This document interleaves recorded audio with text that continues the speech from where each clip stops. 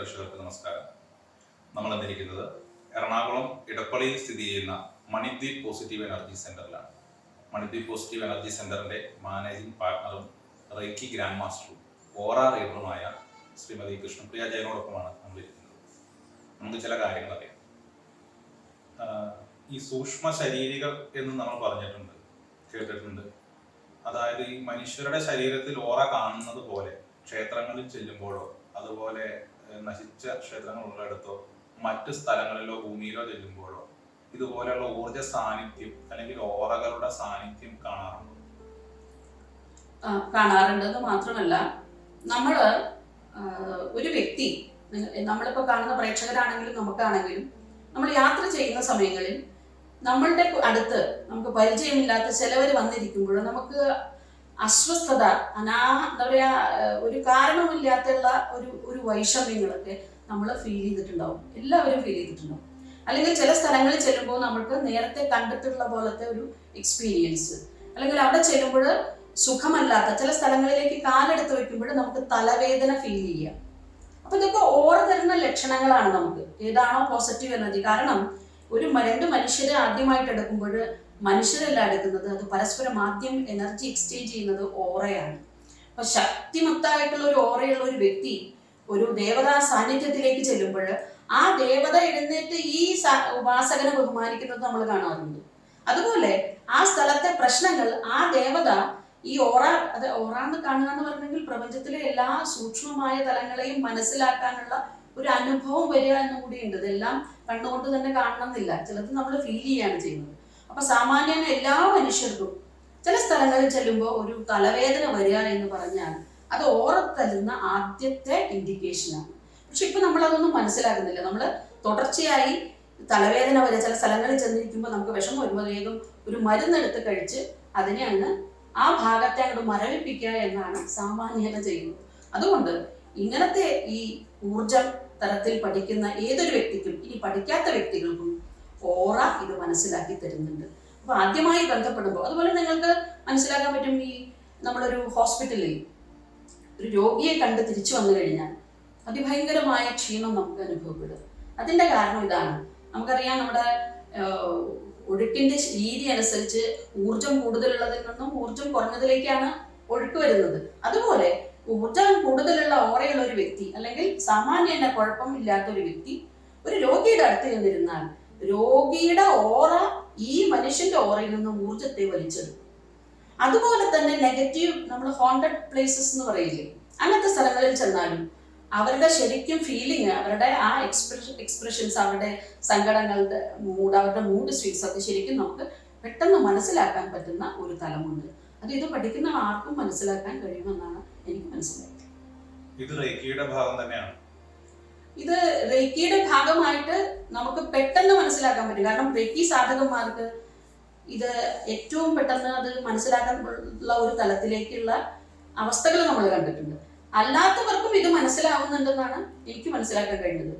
ഇപ്പൊ നമ്മൾ പറയും, ഇപ്പൊ ഒരു നല്ല വേഷവിധാനങ്ങളൊക്കെ എടുത്ത് നമ്മളൊരു വിവാഹത്തിന് പോയി, അല്ലെങ്കിൽ ഒരു പുറത്തൊരു ഫംഗ്ഷന് പോയി തിരിച്ചു വന്നു കഴിഞ്ഞാൽ ഭയങ്കര തലവേദന എടുക്കുക, ഭയങ്കര ക്ഷീണം തോന്നുക, ഇതൊക്കെ ഇതിന്റെ ഭാഗങ്ങൾ തന്നെയാണ്. കാരണം ദൃഷ്ടിയിലൂടെ, ആ ദൃഷ്ടിദോഷം എന്ന് പറയുന്ന ഒരു ഭാഗം ഈ ഊർജത്തെ സക്ക് ചെയ്യുന്നത് തന്നെയാണ്.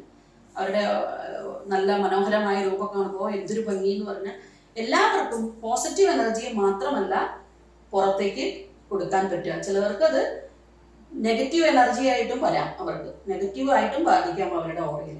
അപ്പൊ തിരിച്ചു വന്നു കഴിഞ്ഞാൽ അവിടെയാണ് നമ്മൾ പണ്ട് കാലത്ത് നമ്മളുടെ മുത്തശ്ശിമാരൊക്കെ ചെയ്യുന്ന രീതി, കുറച്ച് കല്ലുപ്പ്. പണ്ട് കാലത്ത് പുറത്തൊക്കെ നമ്മൾ പോയി കഴിഞ്ഞു വന്നാൽ ക്ഷീണം തോന്നി അപ്പൊ തന്നെ കല്ലുപ്പ്, വറ്റൽ മുളക് ഇതൊക്കെ കൂട്ടിയിട്ട് നമ്മുടെ ഓറയെ ഒന്ന് ഉഴിഞ്ഞ് 2-3 പ്രാവശ്യം ഉഴിഞ്ഞ് കത്തിച്ച് കളയുന്നതാണ്. നമുക്കറിയാം, ഒരു സാധാരണ ഒരു മുളക് അടുപ്പിൽ വീണ് കഴിഞ്ഞാൽ എങ്ങനെയാണ് അതിന്റെ രീതി. പക്ഷെ ഈ ഓറയെ ഒഴിഞ്ഞിട്ടുള്ള ഈ വറ്റൽ മുളക് ഇട്ട് കഴിഞ്ഞാൽ അതിന് മണം വരുന്നത് അനുഭവേദ്യമല്ല. അപ്പൊ മണം വരുന്നത് വരെ ഇടാൻ പറയും നമ്മള്. കാരണം അപ്പോഴാണ് ആ നെഗറ്റീവ് മുഴുവൻ ഈ ഉപ്പിലേക്കോ മുളകിലേക്കോ, ഈ 2 സാധനങ്ങൾക്കും ഓറ ക്ലെൻസിങ്ങിന് ഹെൽപ്ഫുൾ ആയിട്ടുള്ള വസ്തുക്കളായിട്ട് നമുക്ക് മനസ്സിലാക്കാൻ കഴിഞ്ഞിട്ടുണ്ട്. ഈവൻ നല്ല പനിയുള്ള സമയത്താണെങ്കിൽ പോലും, ഹൈ ടെമ്പറേച്ചർ സമയത്ത് കുറച്ച് കല്ലുപ്പ് കയ്യിലെടുക്കരുത്, ഒരു പാത്രത്തിലോ അല്ലെങ്കിൽ കുറച്ച് ഒരു പേപ്പറിലോ എടുത്തിട്ട് ആ ഓറയ്ക്ക് ചുറ്റും പ്രദക്ഷിണമായിട്ടൊരു 3 പ്രാവശ്യം ഒഴിഞ്ഞ് നമ്മളത് കൊണ്ട് പുറത്തേക്ക് ചവിട്ടാത്തോടത്ത് കൊണ്ട് കളയുക അല്ലെങ്കിൽ ഒഴുക്കി കളയുക. ഇത് ചെയ്താൽ 10 മിനിറ്റ് കൊണ്ട് ഈ പനി കുറയുന്നതായിട്ട് നമ്മൾ കാണും. അപ്പോൾ എല്ലാ രോഗങ്ങളും വരുന്നത് ഓറയിൽ തന്നെയാണെന്ന് തന്നെയാണ് നമ്മൾ മനസ്സിലാക്കുന്നത്.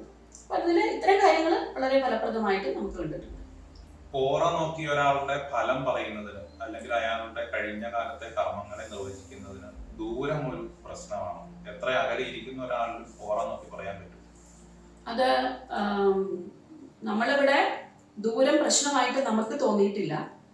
ദൂരെ ഇരിക്കുന്ന ആൾക്കാർക്കും നമ്മളിൽ ഇപ്പോൾ അവരെ നൂതന രീതികൾ വെച്ചിട്ട് നമുക്ക് അവരെ കാണാൻ പറ്റും, അവരോട് സംവദിക്കാൻ പറ്റും. അങ്ങനെ ഇരുന്നും നമ്മളിവിടെ ഓറ റീഡിങ് ചെയ്യാൻ സാധിക്കാറുണ്ട് നമ്മൾക്ക്. പക്ഷെ ചില സമയങ്ങളിൽ ആ വ്യക്തികളുടെ കൂടുതൽ ഡീറ്റെയിൽസ് മനസ്സിലാക്കാൻ അല്ലെങ്കിൽ കൂടുതൽ സംവദിക്കാൻ അവരുമായിട്ടുള്ള ഈ നമ്മൾ എന്താ പറയുക വാട്സാപ്പ് അല്ലെങ്കിൽ അങ്ങനത്തെ കോളുകളോ ഗൂഗിൾ മീറ്റൊക്കെ നടത്തുമ്പോൾ എന്തെങ്കിലും ചില സമയങ്ങളിൽ പറ്റാത്തൊരവസ്ഥകളും നമ്മൾ കണ്ടിട്ടുണ്ട്.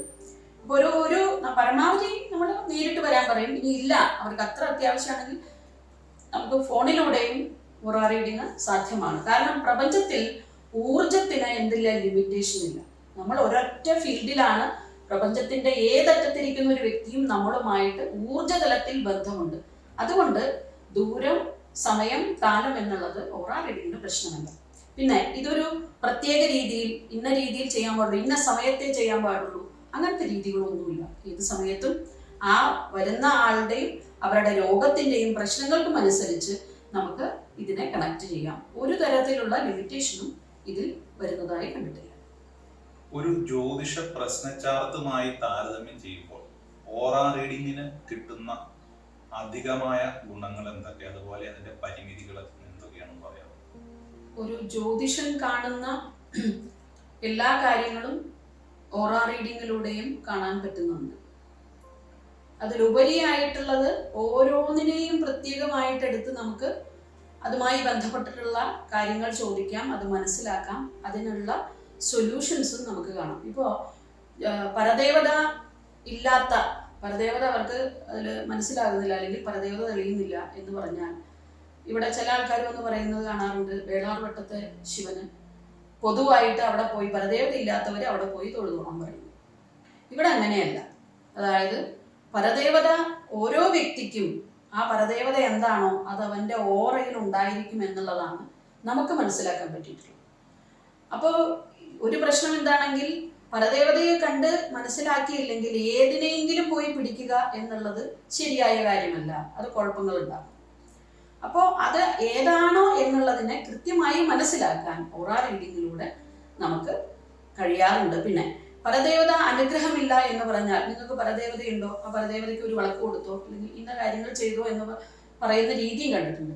പക്ഷെ ആ പരദേവതയ്ക്ക് വിളക്ക് കിട്ടിയാൽ ശരിയാകാത്ത പ്രശ്നമാണ് ആ പരദേവതയ്ക്കുള്ളത് എങ്കിൽ ആ വ്യക്തി അത് കൊടുത്തുകൊണ്ട് മാത്രം പരദേവത അനുഗ്രഹം ആയിക്കൊള്ളണമെന്നില്ല. അപ്പൊ ഇവിടെ റേക്കി ഓറ റീഡിങ്ങിലൂടെ നമുക്ക് ആ പരദേവതയുടെ സ്ഥാനം ഇല്ലെങ്കിൽ സ്ഥാനമില്ല എന്നുള്ളത് മനസ്സിലാക്കാനും അതിനനുസരിച്ചിട്ട് ഭാവിയിൽ ശുദ്ധിയാക്കി വെച്ച് ആരാധിക്കാനുള്ള ഒരു വഴി നമുക്ക് പറഞ്ഞു കൊടുക്കാൻ കഴിയും.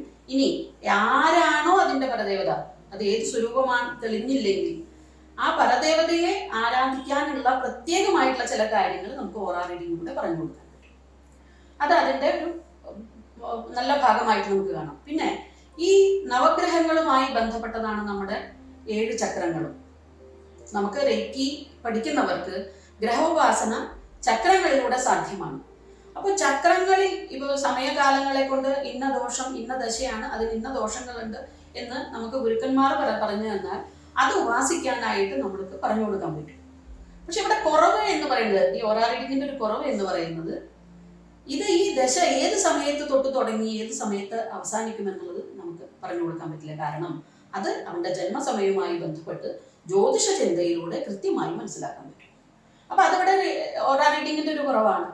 പക്ഷെ നമുക്ക് ഇതിനെ പോസിറ്റീവ് ആക്കാൻ ഏതൊരു വ്യക്തിക്കും, അത് ഈ ഹിന്ദു സംസ്കാരത്തിൽ ഉൾക്കൊള്ളാത്ത അല്ലെങ്കിൽ അങ്ങനെ അതിനെ മനസ്സിലാക്കാത്ത അറിയാത്ത ആൾക്കാർക്കാണെങ്കിൽ പോലും ആ ചക്രോപാസനയിലൂടെ അല്ലെങ്കിൽ ചക്രത്തെ തെളിയിക്കുന്നതിലൂടെ ആ ചക്രത്തിലിരിക്കുന്ന ഊർജത്തെ പോസിറ്റീവ് ആക്കാൻ പറ്റുന്ന രീതികൾ ഓറ റീഡിങ്ങിൽ പറഞ്ഞു കൊടുക്കാൻ പറ്റുന്നു.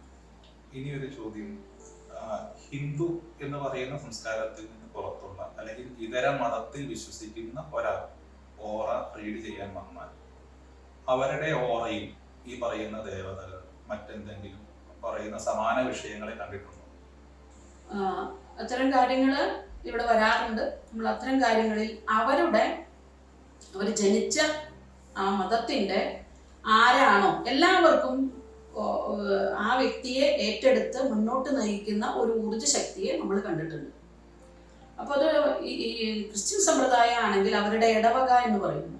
കാരണം അവർക്ക് ഒരു കാലത്തും ഇടവക ബന്ധം വേർപെടൽ ഉണ്ടാവാറില്ല.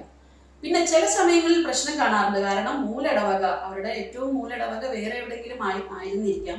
ഇപ്പോഴത്തെ മോഡേൺ രീതി അനുസരിച്ചിട്ട് അവർ മാറി താമസിക്കുമ്പോൾ അവരുടെ മൂലയിടവകയിൽ നിന്നും ഒരു എടുത്ത് വാങ്ങി പുതിയ ഇടവകയിലേക്ക് വന്ന് ചേർക്കുന്ന രീതികൾ കണ്ടിട്ടുണ്ട്.